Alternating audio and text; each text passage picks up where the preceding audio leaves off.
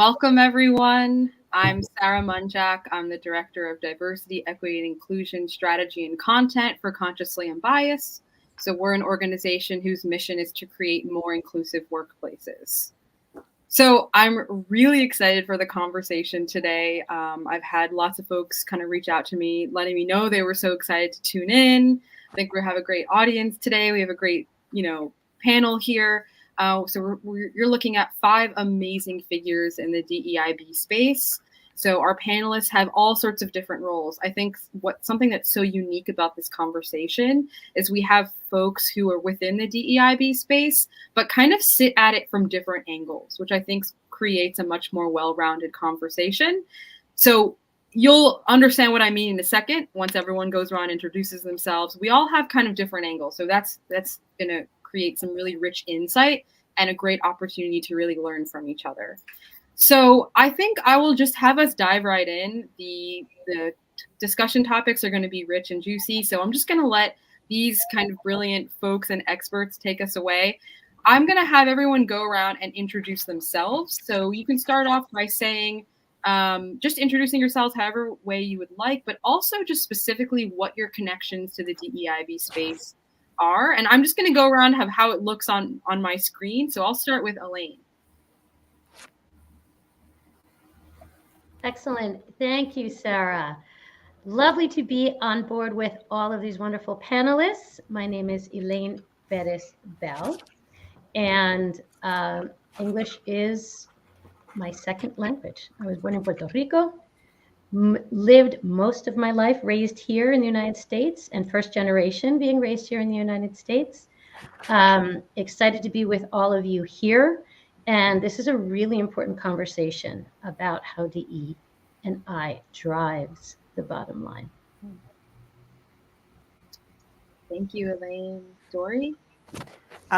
Greetings. I am Dr. Dory Tunstall. I'm coming to you from Los Angeles, the lands of the Tongva, Tatavarian, Serrano, Kush, and Chumash peoples.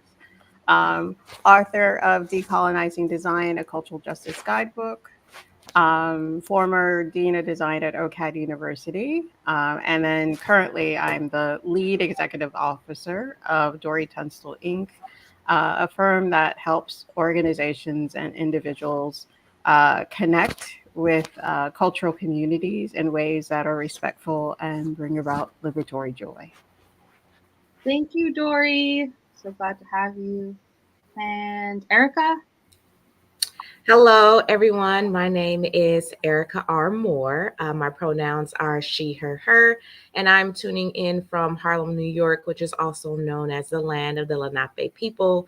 I am the former Global Diversity, Equity, and Inclusion Officer for David Warner, which is a major gallery located in New York, LA, London, Hong Kong, and Paris. And I have recently stepped out to found my own organization, More Arts and Entertainment, which is an interconnected organization that's focusing on culture and equity within the arts. And it has a consulting arm that focuses on helping corporations in the entertainment, nonprofit, and educational sectors with diversity, equity, and inclusion.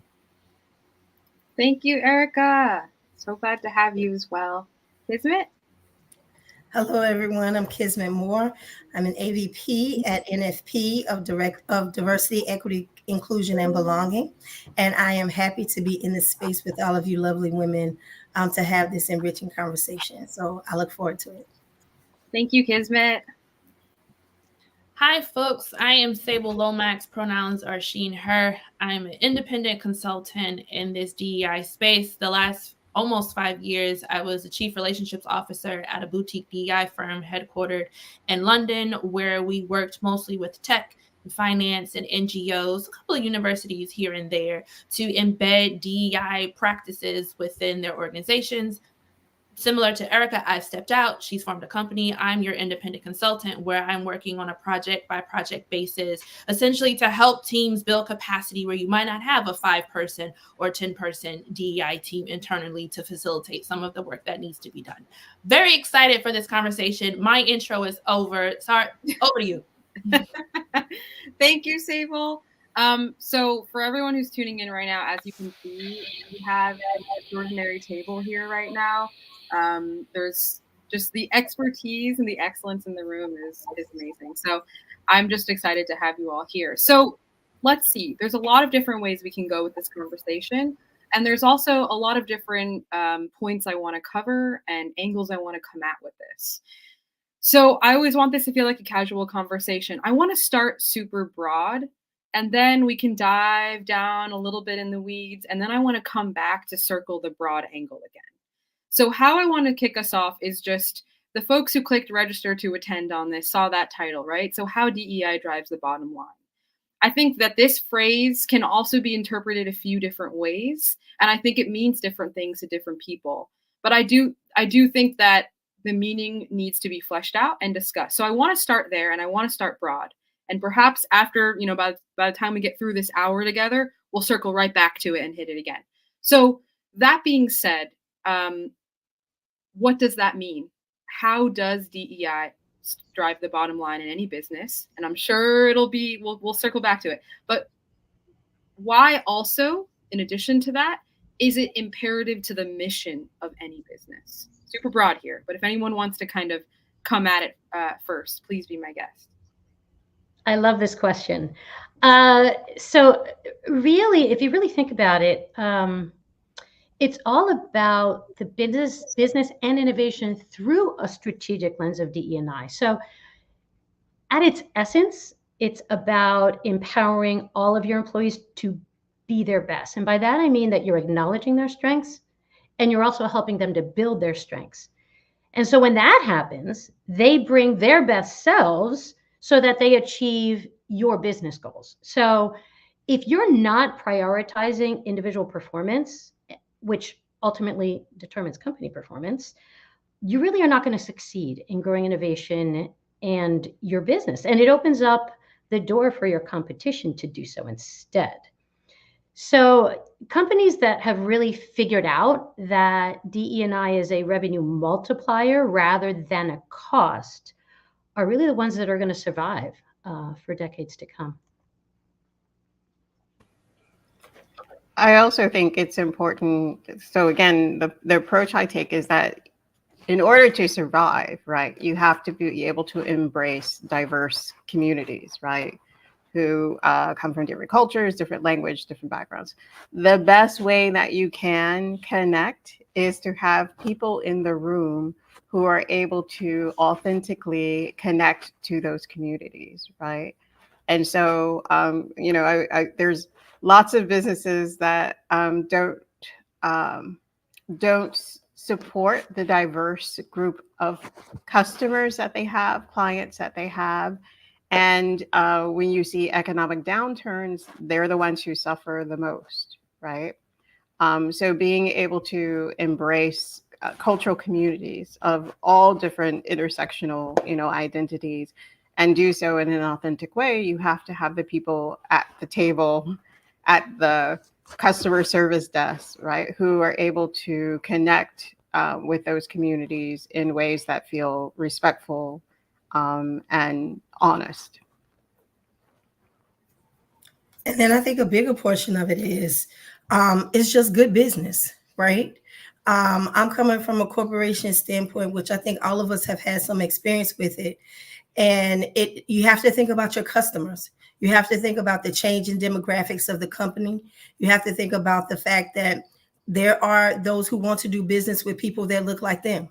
So, taking into what, Elaine has said, Dr. Dory has said, we have to look at our employee base and who we're working with, but we also have to look at the people that we are servicing and what are their needs, and we have to meet their needs. So when we look at it in a holistic approach, not just the employees, we have to look at our customers, we have to look at our hiring practices in order to do all those things. It's just good business in order for us to sustain the business of it. And we have to make sure that we're looking at all the different facets of it. One thing that we have done at NFP is we've made it imperative that it's a part of all of our businesses, all of our lines of business. So we're training our sales professionals on how it affects your job. We're training our account managers on how it affects your job because it's different. And so we have to look at things in a holistic approach, even down to our marketing materials. What do our marketing materials look like that we're taking out to our customers?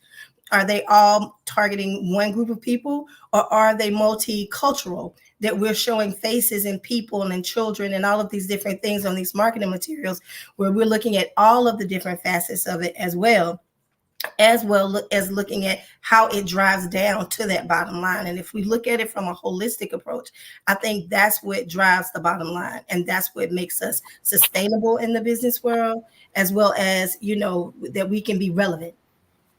Yeah. And I would just like to add, you started off, Sarah, asking about mission and vision, right? Your mission, your vision, your values inform your strategy. Your strategy informs managers, department heads on who they need to look for to be on their team and the types of customers in which they need to target in order for their business to run.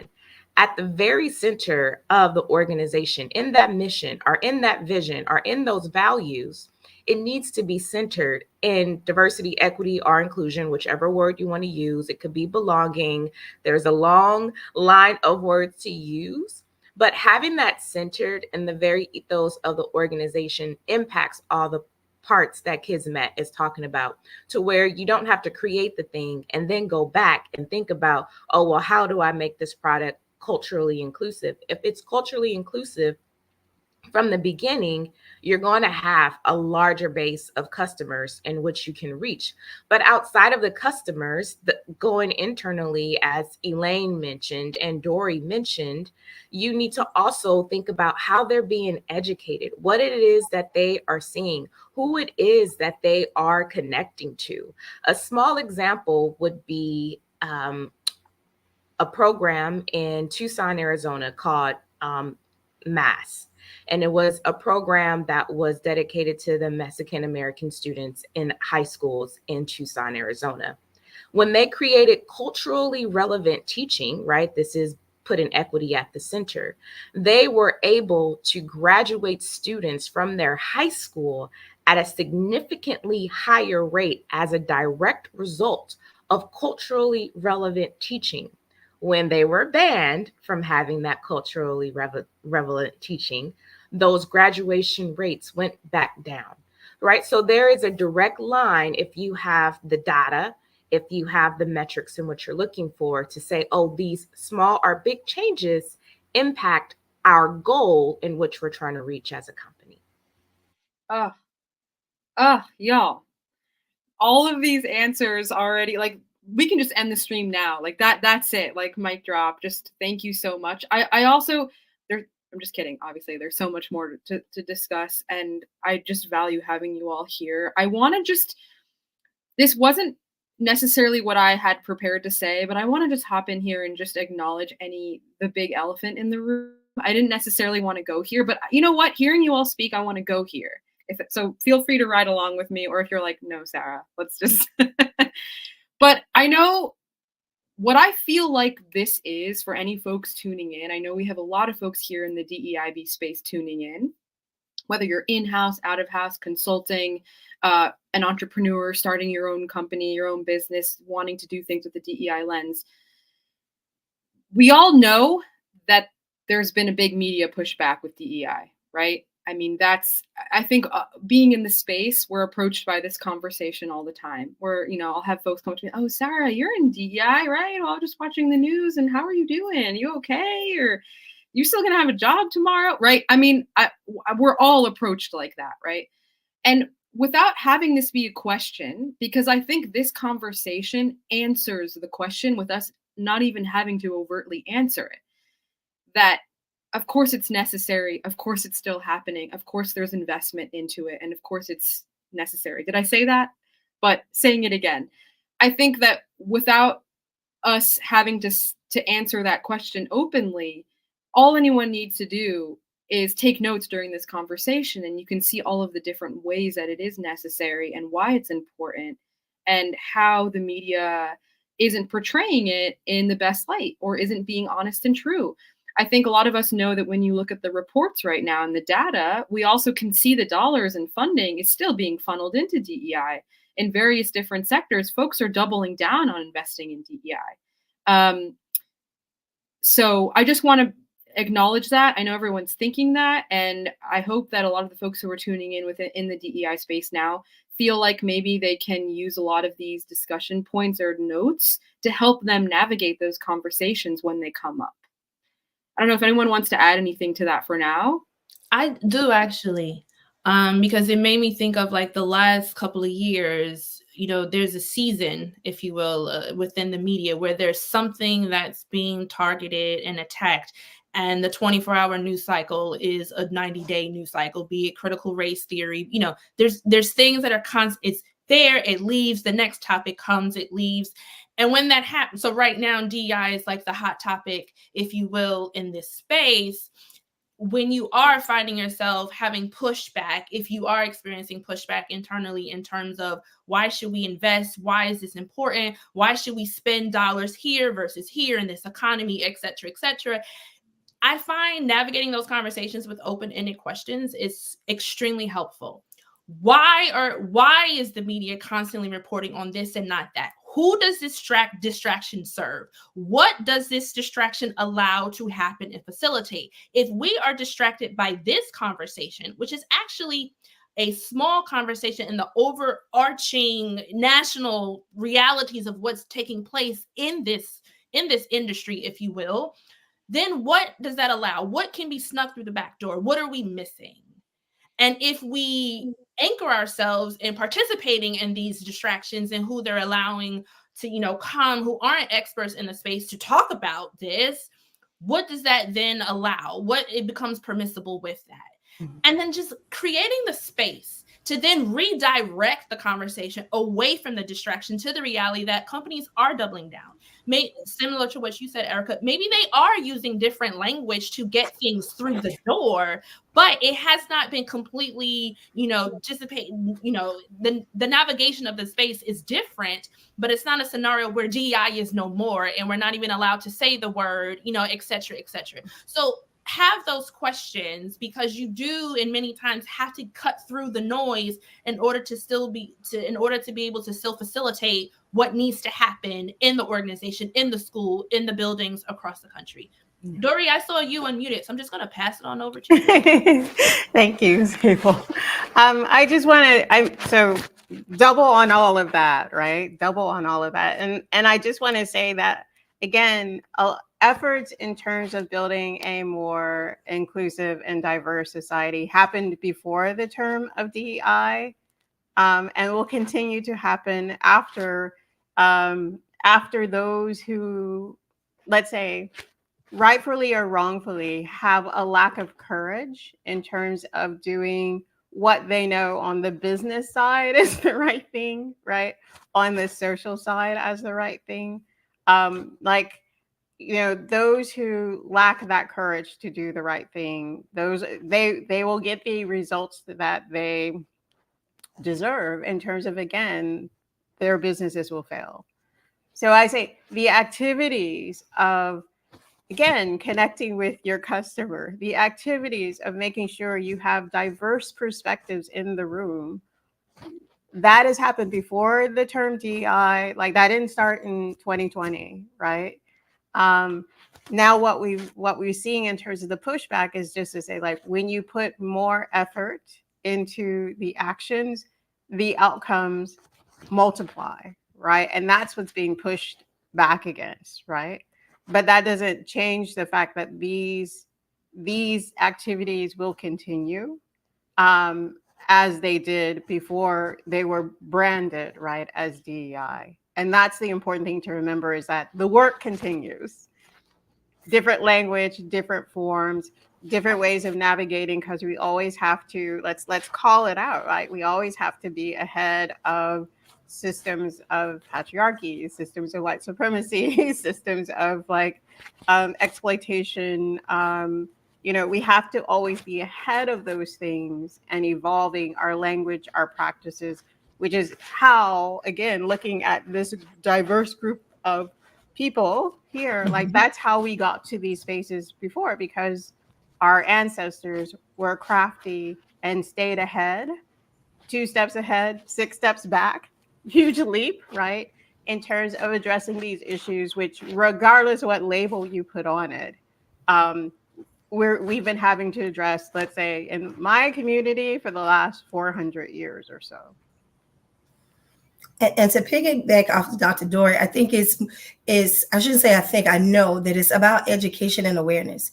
That's always going to be top of mind, because we can train, we can facilitate internal trainings, but it also has to go external too. It also has to go external to the community as well. So acknowledging, what biases, and I always say we have unconscious bias and you have conscious biases that about that need to be addressed, but you have to also educate the community, so then it filters up through the businesses, it filters up through the workers, it filters up through asking questions. Do you have programs? Do you have opportunities and things in the company that may make someone think about, no, I haven't thought about this.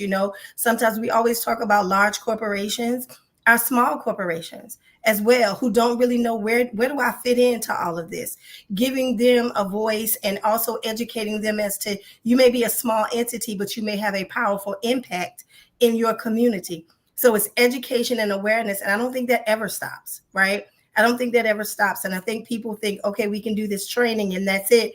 No, it has to be an ever evolving door of new things. What's new in DEIB? What's new that's coming up? What are those things that they're saying out in the media that we need to address and squash, if they need to be addressed, but squash and say, no, that's not what we're doing here. That's not what we're doing in our community. That's not what we're doing in our schools. That's not what we're doing in our corporations, to make sure that you are knowledgeable of what we're talking about and you understand where it fits into your life.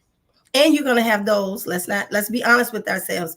We're going to have those who just don't want a part of it, right? We're going to have those who just don't want to talk about it. They don't want to deal with it. They don't want to have conversation about it. And I've gotten to a space where you have to let that person be, you have to let that person be. You continue doing the work that you do, and you continue being an impactful person or leader in whatever organization, independently, however you do that. But there are going to be those who just don't want a part of it. And I think we have to accept that as well. And I'll just a really quick thing to add to what Kismet is saying, which is super important. Like when I was in position as Dean of Design at Oak University, I always said, like, I don't actually care about the heart and minds. What I actually care about is the institutional structures, right? So that's where my thing, like we do the education because we need to have a shared vocabulary, right? We do the education because there may be some people who are not aware, and by giving them that opportunity, they expand their capacities. But what I'm actually interested in is that every institutional structure that we have in place is not discriminating against people who have been structurally marginalized and excluded by design from participation in the institution. Going even further, though, because in my work, it's like that's not enough just to join in the institution. The work I talk about in terms of decolonization is about then actually how do we dismantle? Because some of the things that we are actively trying to become a part of, right, are things that we're just contributing to the harm by participating in. So how do we begin to decolonize and dismantle in a way that the things that we are joining in our diversity, or the fact that our diversity helps reduce the harm that these institutions are causing in the world? Dory, I wonder if you could just spend a further quick moment, maybe for folks who might be, I don't want to say new to that, but just want to contextually understand what the overlap between maybe DEI mission and work is to a decolonial agenda or to decolonization work. Do you want to walk us through that just a little bit? A little bit, as briefly as enough to incite a conversation. I'll give it that way. Sure. Decolonization is about indigenous rematriation as the land. So if you're not talking about land, and land in this case, from like an indigenous perspective, means language, culture, practices, future generation. That calls into question a lot of things. DEI for many ways is, again, it's about that, let us join the system, right? Let us participate.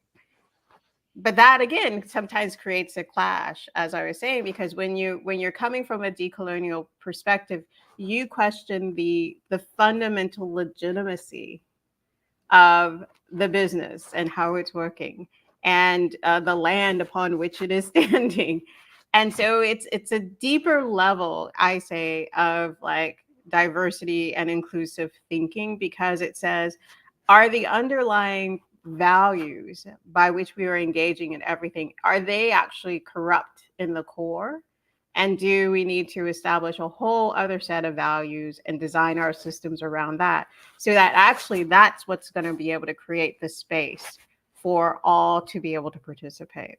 So it's a little, so, sometimes within the framework of an institution, you need to have the DEI to get people into the conversations, right?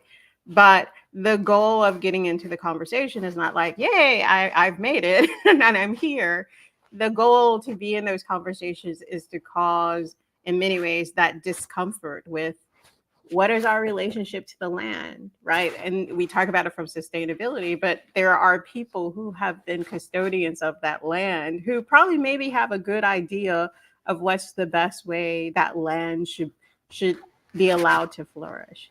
So it's a different agenda in some ways, but I think if you're wanting to transform businesses and institutions, you kind of have to have enough critical mass of diverse perspectives to be able to have the real questions about, like, what is the fundamental untruth of how we are working and operating as a business, that we can begin to dismantle and reorient to values that are actually truly inclusive, truly diverse, in a way that needs to be pushed further, right?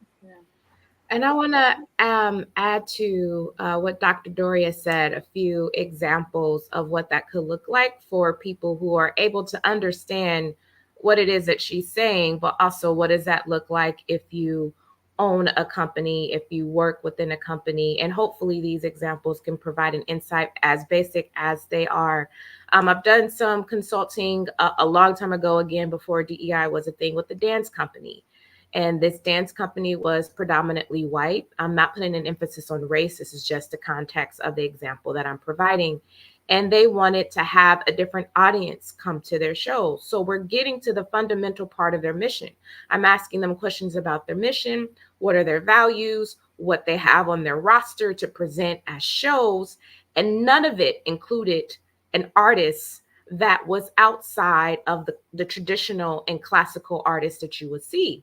And I said, okay, so what would you like to do about your roster? How would you like to change it? Oh, Erica, we're not changing it. We think that these are the artists that all audiences of all backgrounds need to see in order to understand the importance of this work. And that's where the discomfort began. It's like, well, as a dancer, I can tell you, I don't want to see any of those people on stage. I'm your consultant, so I have to acknowledge that bias. So we can have a really good conversation and work through that. And they just, it didn't go anywhere. Honestly, they refused to change their roster because they believe that the classics uphold what it was that they wanted to present as an organization. I said, great. If you don't want to change that, then you can't say that you're an organization for everybody. And you know what? That's also okay. Know who you are for and connect with those individuals. And if you want to do something with the more demographic audience of people, then partner with another organization, provide knowledge, provide resources, provide programming. And that was the route in which they were able to go, to where they were not the leader, they were the server. So be able to have that server's mindset was something that they had to switch in order for them to begin to understand the work that needs to be done in challenging that mission. Now, moving on to another corporation where their mission is, oh, we want to serve everyone. We want everyone to come here. We want everyone to be able to engage in our art. Okay, if a person has a wheelchair and they come to your facility, how are they going to get in? What do you have a small ramp for them? Have you ever thought about that? How would this person walk around the show that you have? Those are questions that shouldn't be asked at the end. They should be a part of the beginning of the conversation so that the world in which they're looking to serve can really begin to connect with them. And those are very, very basic examples, because you can go as linear, as granular as product development. Is everyone on your team right-handed or left-handed? Because that will actually create a different experience for a product that you're creating for a person to hold tangibly within their hand if every single person on that team is right-handed, right? So it's beyond race, it's beyond ability. There are a lot of different there are lots of different facets in which we all have that we could bring to the table if there's space on that table for us to bring those things to. Erica, I think those are fantastic examples. Thank you so much for sharing that with us. I think for different folks in the room, just hearing those specific examples are really helpful, especially when we're talking about this in terms of, theory. That speaking also about it in terms of examples is so important. And I also just want to circle back really quickly to what Dr. Dory was saying about decolonization work. And though it's separate from DEI work, I almost feel like it's the bedrock, like it's that subterranean level that really, if you zoom out, it's the bigger conversation, right? So I just want to acknowledge, I think it's important to touch on that in order to have this conversation. So very grateful to have you here for that kind of facet of the conversation. But, back to what Eric, sorry. You wanted to say something? Well, and again, I laid it out from a theoretical perspective, but there are so many places, again, where this is put into practice, right? So again, there are, the fashion industry, let's say as an industry, again, the last season you had important, really, really successful collaborations between Indigenous designers, right? And Ralph Lauren, where again, and you have to think about like the origins of Ralph Lauren, how it's fed into that myth of Americana. But by now, working in respectful collaboration, right, with an Indigenous designer had a blockbuster, season in terms of like redefining what is all American, right? Doing so in ways where there is mutual platform benefit, mutual financial benefit, and it's part of changing the model now of how they will collaborate with others. So instead of this extraction, right, which is cultural appropriation, you're doing it in collaboration. And that's and you see this model happen in many, many different things. You have, Nike and N7, you have all of these different programs, but again, those programs begin to affect the way in which the business works, how they write their contracts to be in partnership. That benefits not just the individual, but benefits the cultural community who are also owners of that heritage, right? So these are things that are, again, very much in practice that begin to change our understanding of law, our understanding of financial structures, our understanding of, again, what you can take and what you can't take for inspiration, right? And that's where I think the space of decolonization becomes super exciting, because it changes the underpinning, right, of how an entire organization works. Absolutely. And there's another point here which I thought that you brought up that was really interesting, right? About that discomfort. So if you're not feeling uncomfortable, you're not having the right conversations when it comes to the DEI space. It's part of it. And so as Dr. Robert Livingston, the author of The Conversation, he frames it that the learning happens between comfort zone and danger zone. And that in the learning zone, discomfort is a signal that learning is occurring. So when you mix, as Kismet mentioned, sort of the education with the sort of underpinnings that Dr. Tunstall referred and the examples that Erica shared, right? All of those, there's discomfort. And so really the key is make sure that you make the expectation that the discomfort is going to occur, but that it's safe to have the conversation. Yeah, like brave space, right? Say, well, you were going to say something, but I know people use safe space. I like brave space. Yeah. Elaine, I love how you tied what everyone was saying together. And then what was jumping out at me is what you literally just like ended on. When I think about what you were mentioning, Kismet, with like education and awareness is a part of this. And my brain, listen to you, Dr. Dory, went to like, sometimes if I use like university language, DEI might be like the general elective. Like this is your general education that everyone needs to go through. And then, you know, when we think about what does it mean to decolonize these spaces, these institutions and structures, that's like your capstone. We're now getting into like thesis level understanding, because you need the building blocks. You need that shared language that DEI training education can provide. So then we can, when I take you down below the surface even further, we're on the same page. When I say this word, you know what it means, et cetera, et cetera. And I think sometimes, and it's been used, bringing us back to like the elephant in the room, the conversations that have been taking place in media, when some organizations have thrown, you know, whatever amount of money they have into education training, they did not set the tone. They did not set the expectation, and it was deployed as a Band-Aid rather than what DEI is supposed to do. It is a tool in the toolkit. It is not the end all be all of organizational change and ecosystem transformation. When we're thinking about individuals make up these corporations.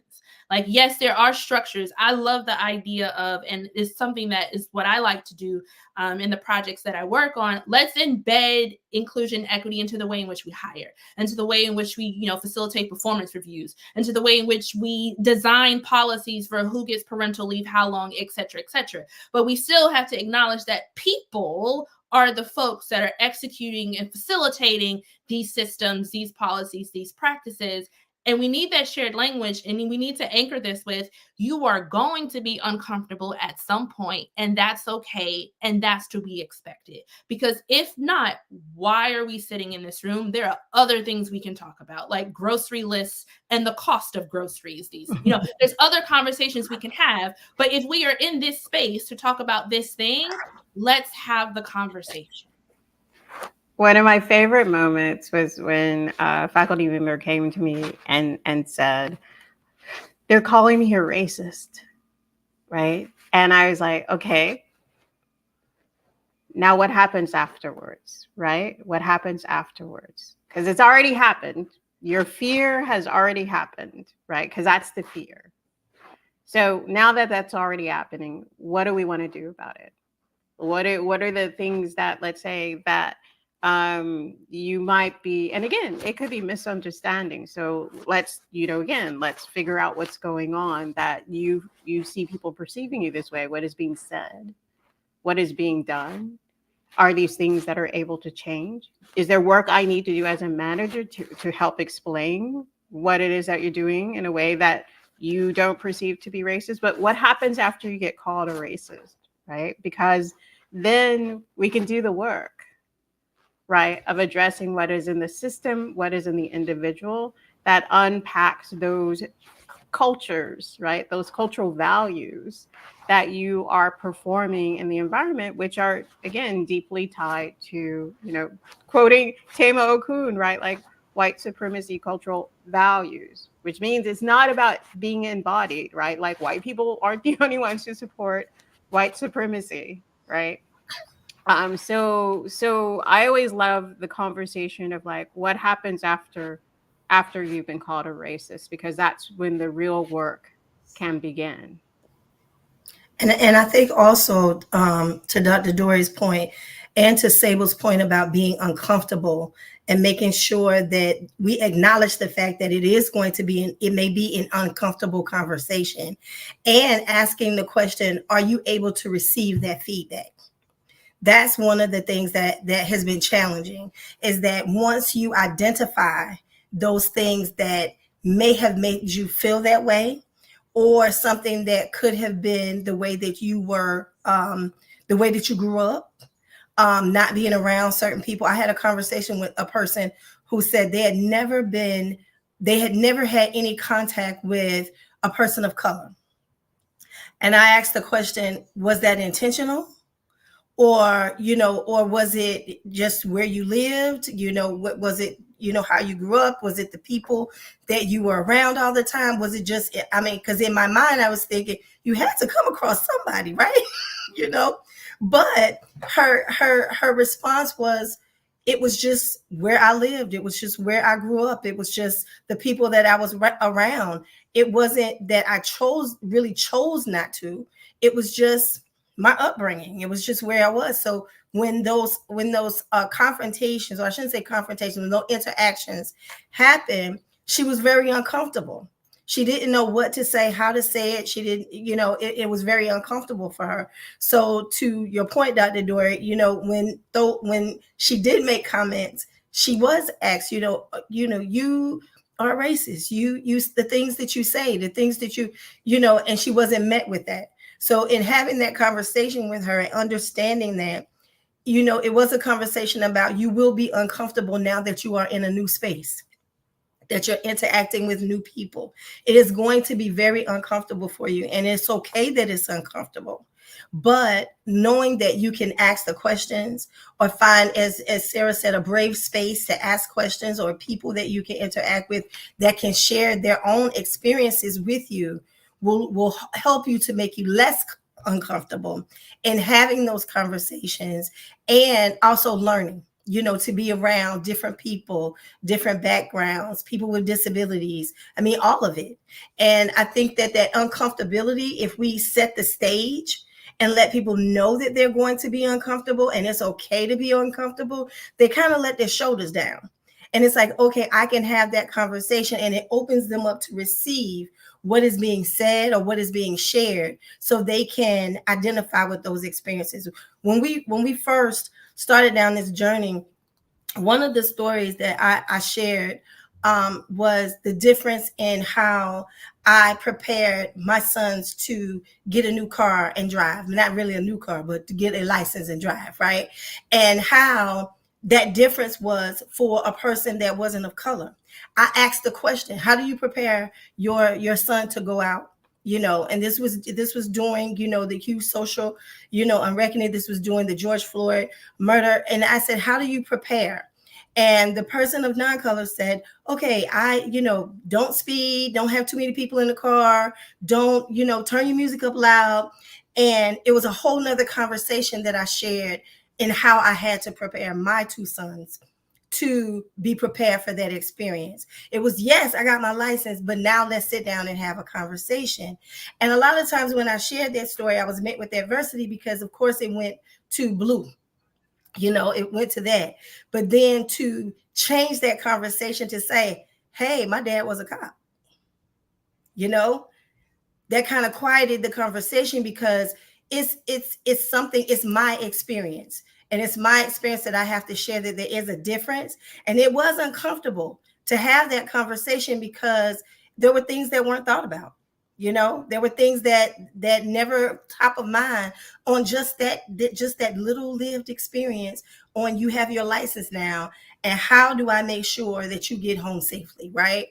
And before it went to a bad place, it was like, hey, my dad was a cop for years, so it's taking a different perspective on how we do it, but not singling anyone out that anyone is bad. It's just, this is what you have to do, and this is our lived experience. So you have to set the scene of being uncomfortable and knowing that you're going to be uncomfortable, in order for people to really receive what you're saying, and to really receive what we're sharing. I want to add, because the conversation is about bottom line of everything that Dr. Dory, Sable, Elaine, and Kismet is saying connects to the bottom line. And from the perspective of a numbers game, I'm reading a lot of tech startup business books since I'm starting my own company. And there's an overemphasis on fail. Like, you need to fail. Failure is the key to your business success. You need to have a hypothesis. You need to test it.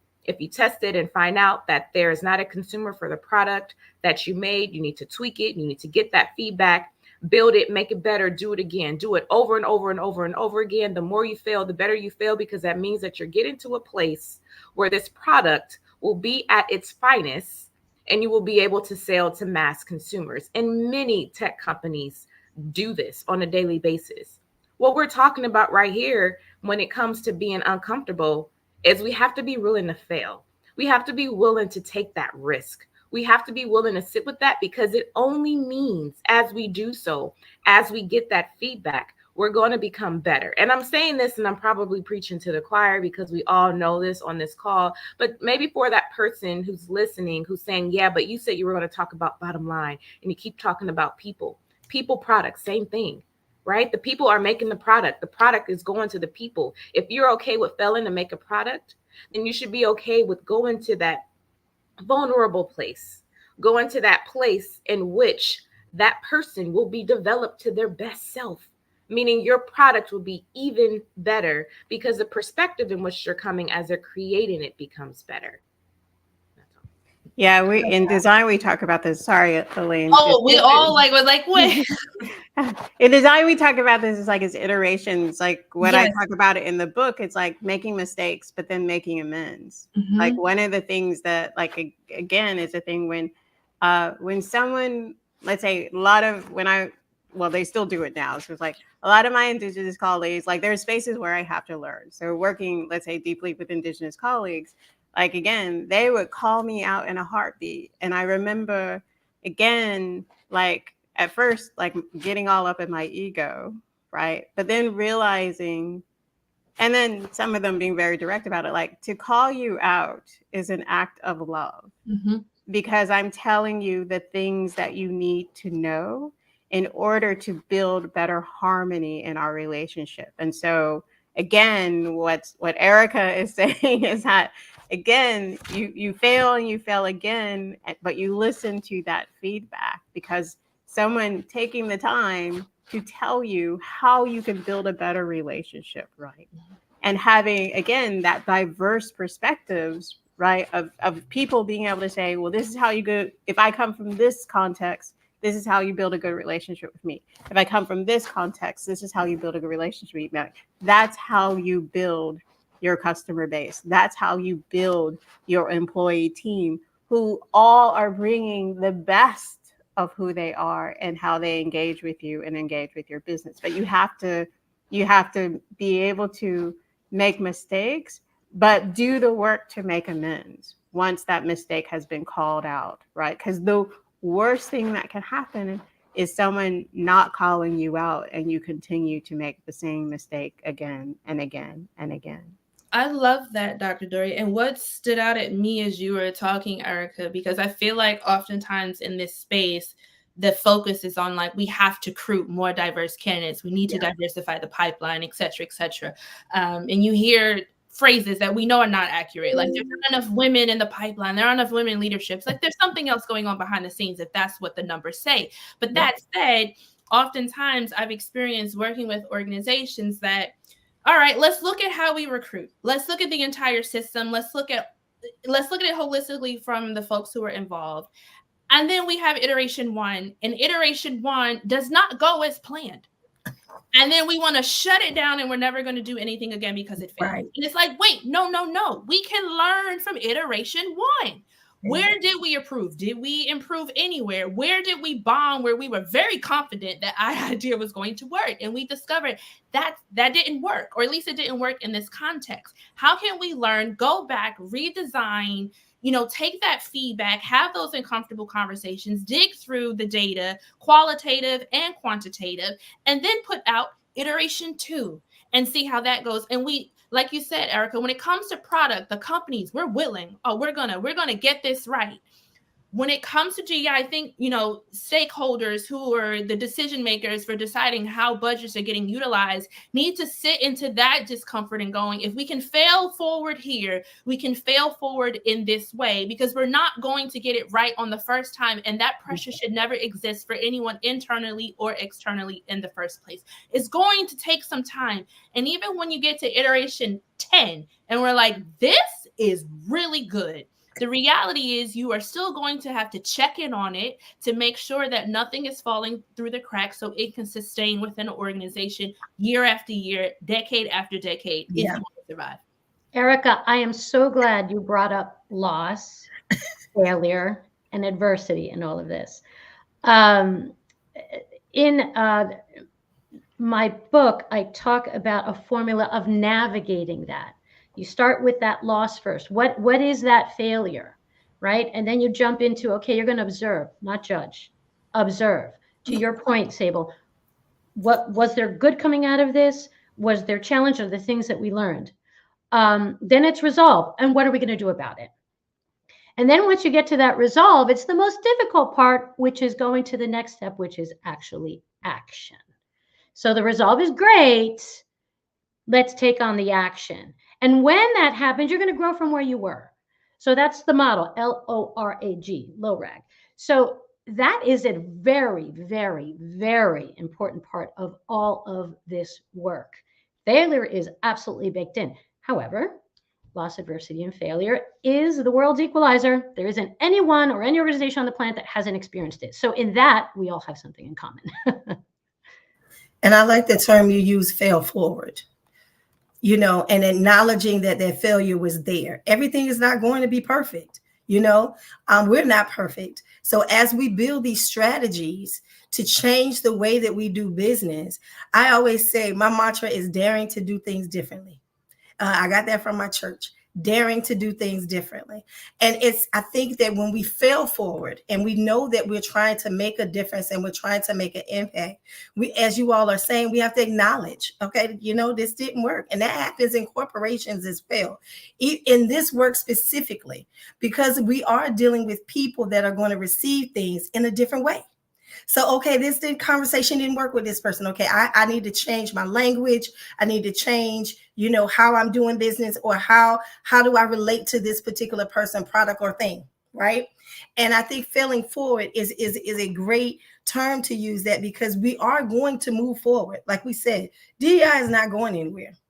We can have all the rhetoric in the media that we want to. We can have all of like Sable said, this our 90-day, our 90-day hit, but it's not going anywhere. Whether the language change, the name changes, you drop diversity and you stick with inclusion, whatever it is, we have to have it in order for businesses to flourish, for them to be sustainable, and for us to be successful. So whatever name they put on it is fine, but it's not going anywhere. So we are still going to have to fail forward and figure it out and make those concessions on how we hire, how we evaluate, ask questions. We talked a little bit about hiring and how when we're talking about the bottom line, we don't want to train a bunch of people and then they walk out the door, right? We want to make sure that we know why they came to us, what attracted them, and what is going to keep them to stay. And if we do have those who walk away, ask those questions as to why. Why? Was it something that you were missing? Did you not feel valued? Did you not feel belonged? All of that, as you all have said, comes around. That's why I say we have to take a holistic approach about everything that we do when it comes to DEI. We can't just focus on the people. We can't just focus on the product, because it is relationship building from the top to the bottom. So it's not going anywhere. To address your question, it's not going anywhere. It may look different. It may feel different. Our strategies may be different, but we need it in order for us to be successful and in order for us to sustain. This is just, I feel like we could just keep going. This conversation has been amazing. I've been seeing some of the comments roll in. This is just so, I feel like we could just keep going and going and going. I know we only have a few minutes left. And one thing I always like to add on the end is, at Consciously Unbiased, we call them micro progressions, but small action steps that anyone can take to lead towards positive change. There's already been so many. But does anyone have anything they'd like to add for anyone who's listening? Any small step anyone can take to create a more inclusive space? We've had a ton of examples already, but are there any other ones anyone would like to mention? I would say specifically for DEI professionals, it's to actively listen to perspectives that are different than yours. We know this work inside and out. But our growth comes from connecting with people that don't get it, right? So sometimes it could be an interesting exercise because you're thinking that you're dealing with someone that's just against it. If you start to dig and ask why, and ask, so for instance, Kismet, you had a perfect example of someone's surrounding, someone was grew up in an environment where they just didn't see people like all of us. So that is part of what makes them them. If you start to dig a little bit more and really actively listen to those experiences, it really creates that connection point. And as we've spoken this whole entire time, it's about people. And connections with people allow people to then work better together, right? Achieve your business goals, achieve your organizational goals.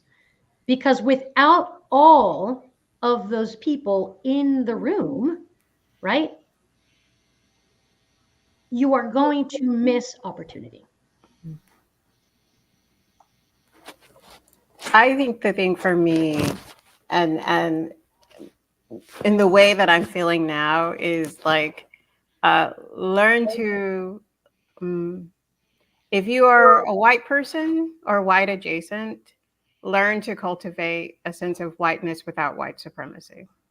That's another problem. Like, and just straight plug, I have a course that I'm developing on whiteness without white supremacy, and creative approaches to exploring it, because I feel like if we, and again, this is not about embodied, right? This is about values that we embrace. That if we embrace alternative values, right, then we give ourselves an opportunity to change, right? And right now, again, there's other values of oppression that are going on, but right now, when we talk about the moment that we're in, it is all this work that is being done to maintain a system of white supremacy, right? Where mediocrity is allowed for some groups but not others, where again, that sense of we have to stop any achievement, especially if it's coming from Black women. Like, that is all driven by that sense of like maintaining a system of white supremacy. So doing the work, whether you're white adjacent or not white, to understand, how am I embracing white supremacy cultural values, and what alternative antidote values can I embrace in my daily work? Like, that's the hard work that needs to be done, knowing yourself and knowing your relationship and your positionality to others. I think that's really great, and there was so many more just nuggets of advice throughout this entire conversation. We only have 2 minutes left, but I wanted to give everyone the opportunity to say, where can folks find you? So if you'd like to tell anyone about a book, or any contact, if you want to just encourage folks to message you on LinkedIn or a website, please take the opportunity now. Anyone would like to speak up to how folks could find you after the discussion? Elaine, did you want to start? I think we can go in order. I think we all probably have something to say. By all means, connect on me on LinkedIn. And I wanted to share that on my LinkedIn page, I have an article connecting to a DEI non-believer, and I think that you would find it really interesting. So first, Decolonizing Design, a Cultural Justice Guidebook. You can find me on LinkedIn. I tend to respond most actually through Instagram, so Dory_Tunstall. Like I said, I have 3 courses that I'm offering this summer with CalArts. So CalArts Extended Studies, Creative Explorations of Whiteness Without White Supremacy, Hiring for Decolonization and Cultural Justice, Business Transformations for Cultural Appreciation, Not Appropriation. So they're May, June, and July will be offered. So just find me, CalArts Extended Studies, and join in doing the work. Yeah. You can also find me on LinkedIn. I do share some posts on there. I'm working on a few articles that will be published very, very soon. My website, ericarmoore.com, also moreartsentertainment.com. That's the entertainment arm of what I do. And I look forward to working and speaking with you. If you want to just chat about what was discussed today, if you have questions, I'm all ears. So I love conversation. Hi, everyone. You can also find me on LinkedIn. My social media says I'm all over it. So with a name like Kismet, I think you can pin me down. Just reach out to me there, and I'll be glad to extend any conversations or participate in any conversations with you. Hi, folks. You can find me on LinkedIn. The email is there. The website is sableInLikeNancyLomax.com. And on the website, there's a booking link that literally says, if you need me, I'll be there. So quite literally, like others, love the conversation. If there's any point, love to keep it going with you. And I hope you all truly just enjoy the rest of your morning/afternoon, depending on what time zone you're sitting in. Yeah, thank you all. It's been an amazing conversation. I just want to say thank you for everyone who's been here and for tuning in, and to all of you here in the panel. For anyone who's listening, just one quick announcement. I'll be at the I&D Global Forum DEI conference in London next month. If anyone's tuning in, I saw a few folks who registered who I believe will be there. Please feel free to reach out to me. Come find me. Would love to just chat and meet you. So just wanted to blast that out there. And just thank you. Please have a great rest of your day and a great weekend to follow, and hope to keep the conversation going. So thanks.